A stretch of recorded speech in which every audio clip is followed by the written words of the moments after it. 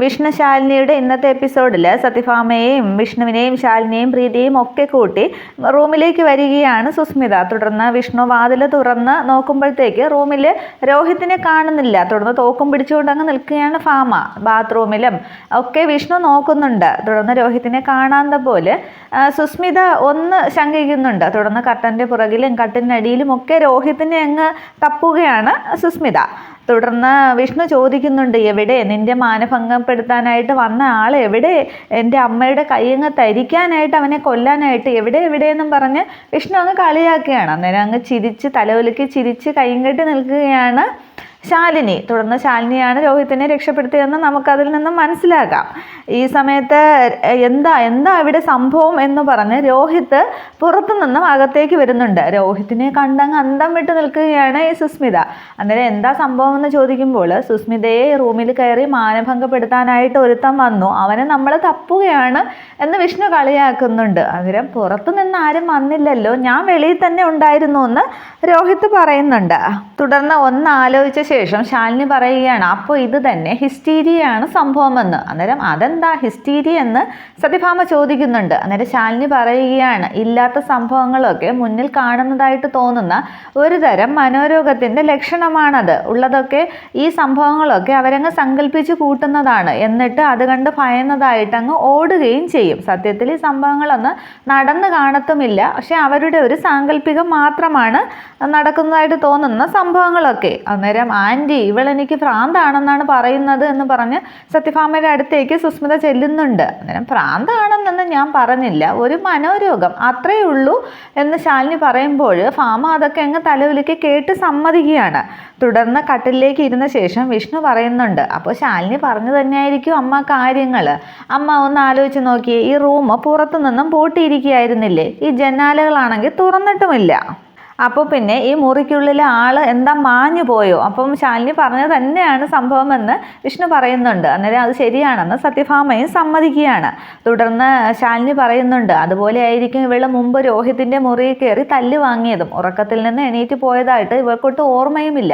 ഈ ഉറക്കത്തിൽ എഴുന്നേറ്റ് നടക്കുന്ന അസുഖത്തിൻ്റെ പേരെന്താ? സോംനാംബുലിസം എന്നാണ് പറയുന്നത്. ഈ സോംനാംബുലിസവും ഹിസ്റ്റീരിയയും കൂട്ടിക്കലർന്നുള്ള ഒരവസ്ഥയാണ് ഇവൾക്ക് എന്നാണ് എനിക്ക് തോന്നുന്നത് എന്ന് ശാലിനി അങ്ങ് പറയുകയാണ്. അന്നേരം അങ്ങ് അമർത്തിച്ചിരിക്കുകയാണ് വിഷ്ണുവും പ്രീതിയും. തുടർന്ന് അങ്ങ് ഭാമയോട് പരിഭവം പോലെ പറയുന്നുണ്ട്, ആൻറ്റി ഇവർ പറയുന്നത് കേട്ടില്ലേ എന്ന്.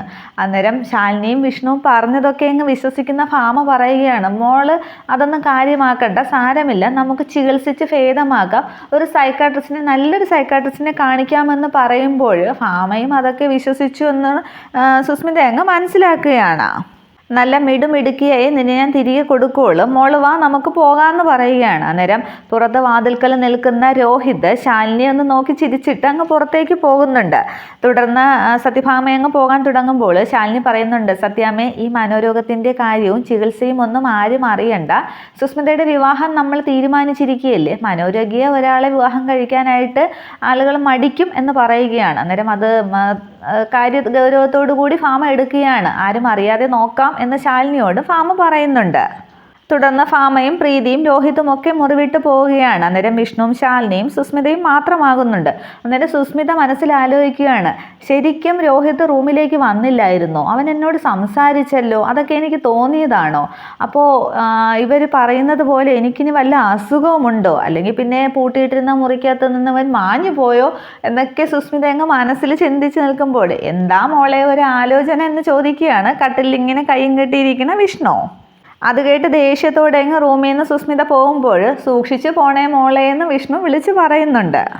തുടർന്ന് വിഷ്ണുവിനോട് ശാലിനി കാര്യങ്ങളൊക്കെ പറയുന്നുണ്ട്. രോഹിത്തിന് വേണ്ടി സുസ്മിത ഒരുക്കിയ ട്രാപ്പായിരുന്നു ഇവള്, അത് പറഞ്ഞ കാര്യങ്ങളൊന്നും അവൾ ചിന്തിച്ചു കൂട്ടിയതല്ല, ഒക്കെ നടന്ന സംഭവങ്ങളാണ് എന്ന് പറഞ്ഞിട്ട് രോഹിത്തിനെ മുറിയിൽ പൂട്ടിയിട്ട ശേഷമുള്ള കഥ ശാലിനി പറയുന്നുണ്ട്. മുറിക്കകത്ത് അകപ്പെടുന്ന രോഹിത് ശാലിനിയെ ഫോൺ ചെയ്ത് കാര്യങ്ങൾ പറയുന്നുണ്ട്. തുടർന്ന് ശാലിനി വന്ന് പൂട്ട് തുറന്ന് രോഹിത്തിനെ വെളിയിലേക്ക് ഇറക്കുകയാണ്. തുറക്കുമ്പോൾ ശാലിനി പറയുന്നുണ്ട്, ഭാഗ്യം ചാവി അവൾ എടുക്കാതെ പോയതെന്ന്. അതേപോലെ റൂം ലോക്കാക്കി അവർ വയ്ക്കുകയാണ്. തുടർന്ന് വിഷ്ണുവും ശാലിനിയും കൂടി രോഹിത്തിൻ്റെ മുറിയിലേക്ക് പോകുന്നുണ്ട്. അന്നേരം ശാലിനി പറയുകയാണ്, രോഹിത്തിനെ മോശക്കാരനാക്കി ഈ വീട്ടിൽ നിന്നും പുറത്താക്കാനായിരുന്നു അവളുടെ പ്ലാൻ. പിന്നെ സത്യാമ്മ എന്തെങ്കിലും കടുങ്കയും ചെയ്തേനെ. ഈ സുസ്മിതയെയാണ് രോഹിത് അന്വേഷിക്കുന്നതെന്ന് നമ്മൾ പറഞ്ഞിട്ടില്ലല്ലോ. അപ്പോൾ പിന്നെ മുൻവൈരാഗ്യത്താൽ അവൾ പെടുത്തിയതാണ് എന്നുള്ള വാദവും നിലനിൽക്കില്ല എന്ന് ശാലിനി പറയുമ്പോൾ, അപ്പോൾ അങ്ങനെയാണ് കാര്യങ്ങൾ. വളരെ ബുദ്ധിപൂർവമായിട്ടാണല്ലോ അവൾ കളിക്കുന്നത്. ഒരിക്കലും അവളെ വിശ്വസിക്കരുത് എന്ന് രോഹിത്തിനോട് പറഞ്ഞ ശേഷം രോഹിത്തിൻ്റെ മുറിയിൽ നിന്നങ്ങ് പോവുകയാണ് വിഷ്ണു ശാലിനിയും കൂടി.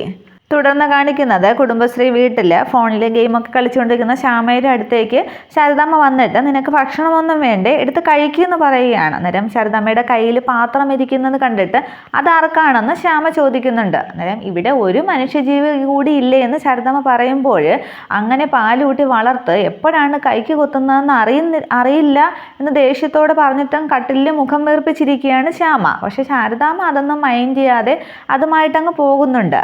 ഇതേ കുടുംബശ്രീ ഹോട്ടലിനകത്ത് തറയിൽ പായും ഷീറ്റുമൊക്കെ വിരിച്ച് കിടക്കാനുള്ള പുറപ്പാടിലാണ് ഭാനുമതി അമ്മ. അന്നേരമാണ് ശാരദാമ്മ അവിടേക്ക് ചെല്ലുന്നത്. അന്നേരം ഭാനുമതി അമ്മ കിടക്കാറായോ എന്ന് ചോദിക്കുമ്പോൾ, ഒന്ന് നടു നിവർത്താമെന്ന് വിചാരിച്ചു എന്ന് പറയുകയാണ്. തുടർന്ന്, നിങ്ങൾ വല്ലതും കഴിച്ചതാണോ, ഇവിടെ വയറ് കാഞ്ഞ് കിടക്കാനൊന്നും പറ്റില്ല എന്ന് പറഞ്ഞ് കൊണ്ടുവന്ന കഞ്ഞി ശാരദാമ്മ ഭാനുമതി അമ്മയ്ക്ക് കൊടുക്കുമ്പോൾ വെപ്രാളത്തോടു കൂടി അവരത് വാങ്ങി കുടിക്കുകയാണ്. അന്നേരം പറയുന്നുണ്ട്, അകത്ത് കിടക്കാമെന്ന് ഞാൻ പറഞ്ഞതല്ലേ എന്ന് ചോദിക്കുകയാണ്. അങ്ങനെ കൊച്ചുമോൾക്ക് അതൊന്നും ഇഷ്ടമാവില്ല. എൻ്റെ പേരിൽ നിങ്ങൾ എന്തിനാണ് അടി കൂടുന്നത്? ഞാൻ അന്യയാണ്, നാളെ അങ്ങ് പോവും, അതൊന്നും കുഴപ്പമില്ല എന്ന് ശബ്ദം പറയുന്നുണ്ട്. എങ്കിൽ ഞാൻ നിങ്ങൾക്ക് ഇവിടെ ഒരു ബെഡ് ഇട്ട് തരട്ടെ എന്ന് ചോദിക്കുമ്പോൾ, കുറേ കാലമായി ഇതാണ് ശീലം, എനിക്കതൊന്നും ശരിയായില്ല, ഇത് മതിയെന്ന് പറഞ്ഞാൽ കഞ്ഞി അങ്ങ് കോരി കുടിക്കുകയാണ് ശാരദാമ്മയല്ല ഭാനുമതി അമ്മ. ഈ സമയത്താണ് ഓട്ടോയിൽ ശാരിക കുടുംബശ്രീയിലേക്ക് വരുന്നത്. അങ്ങനെ ഓട്ടോയുടെ ശബ്ദം കേട്ടിട്ട് ഈ സമയത്ത് ആരാന്നും പറഞ്ഞ് ശാരദാമ്മ അങ്ങോട്ട് ചെല്ലുന്നുണ്ട്. തുടർന്ന് ഉമ്മറത്തേക്ക് ശാരിക കയറുമ്പോൾ മോളെന്നും പറഞ്ഞ് വിളിക്കുകയാണ് ശാരദാമ്മ. ഈ സമയത്ത് എന്താ രാജീവ് സാറ് വന്നില്ലേ എന്നൊക്കെ ചോദിക്കുകയാണ്. അന്നേരം അമ്മയ്ക്ക് ഒരുപാട് കാര്യങ്ങൾ ചോദിക്കാനും പറയാനും ഒക്കെ ഉണ്ടെന്ന് എനിക്കറിയാം. പക്ഷേ അതൊന്നും പറയാനുള്ള മാനസികാവസ്ഥയിലല്ല ഞാൻ. ഒരു കാര്യം മാത്രം ഞാൻ പറയും, ശാരിക കുടുംബശ്രീയെ ചതിച്ചിട്ടില്ല. എനിക്ക് സമാധാനമായിട്ടൊന്ന് ഉറങ്ങണം, ഭക്ഷണം കഴിക്കാനും ദയവ് ചെയ്ത് എന്നെ വിളിക്കരുത് എന്ന് കണ്ണു നിറഞ്ഞ് പറയുകയാണ് ശാരിക. തുടർന്ന് ശാരിക അങ്ങ് അകത്തേക്ക് പോകുന്നുണ്ട്. തുടർന്ന് കാണിക്കുന്നത് പിറ്റേന്ന് രാവിലെ സത്യഭാമയുടെ വീട്ടിൻ്റെ ഉമ്മറത്ത് തൂണും ചാരിയിരുന്ന് എന്തോ കാര്യമായിട്ട് അങ്ങ് എഴുതുകയാണ് ശാലിനി. അന്നേരം പിറകെ വരുന്ന വിഷ്ണു എന്താണ് എന്നും പറഞ്ഞ് ശാലിനിയുടെ ചെവിയിലൂടെ ഇങ്ങനെ ചോദിക്കുന്നുണ്ട്. അന്നേരം ഞെട്ടിത്തിരിഞ്ഞ് ശാലിനി നോക്കുകയാണ്. എന്നിട്ട് പറയുന്നുണ്ട്, എൻ്റെ ശ്രദ്ധ കളയല്ലേ, ഞാനിതൊന്ന് എഴുതി തീർത്തോട്ടെ എന്ന് പറയുകയാണ്. അന്നേരം ഓ ശരി ആയിക്കോട്ടെ എന്നും പറഞ്ഞ് ശാലിനിയുടെ തൊട്ടപ്പുറത്തേക്ക് വിഷ്ണു ഇരിക്കുന്നുണ്ട്.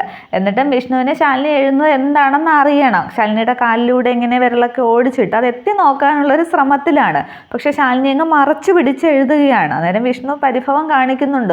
എന്താണ് ഇത്ര കാര്യമായിട്ട് എഴുതാൻ എന്നൊക്കെ ഇങ്ങനെ ഒളികണ്ണിട്ട് ശാലിനിയെ നോക്കി വിഷ്ണു പറയുന്നുണ്ട്. തുടർന്ന് എഴുതി പൂർത്തിയാക്കിയതിന് ശേഷം വിഷ്ണുവിന് നേരെ നീട്ടുകയാണ്, വായിച്ചു നോക്കുമെന്നും പറഞ്ഞു. അന്നേരം ആദ്യം കാണിച്ചു കൊടുക്കാത്തതിൽ അങ്ങ് പിണങ്ങി വിഷ്ണു പറയുന്നുണ്ട്, നമ്മൾ IAS പഠിച്ചിട്ടില്ല, എനിക്ക് തന്നെ വായിച്ചാലും മനസ്സിലാകില്ല എന്ന് പറഞ്ഞ് തിരിഞ്ഞിരിക്കുകയാണ്. അന്നേരം ശാലിനി പറയുന്നുണ്ട്, അച്ചോടാ ഇത് അതൊന്നുമല്ല, ലോകത്തിലെ എല്ലാവർക്കും മനസ്സിലാവുന്ന ഭാഷയാണിത് എന്ന് പറഞ്ഞ് ശാലിനി അത് നീട്ടുന്നുണ്ട്. അന്നേരം അത് നോക്കിയിട്ട് ഓ മലയാളമോ എന്ന് ചോദിച്ചിട്ട് വീണ്ടും മുഖം തിരിക്കുന്നുണ്ട് വിഷ്ണു. അന്നേരം ഇത് മലയാളം ആണ് ശരി, പക്ഷേ ഇത് പ്രണയലേഖനമാണ് എന്ന് പറയുന്നുണ്ട്.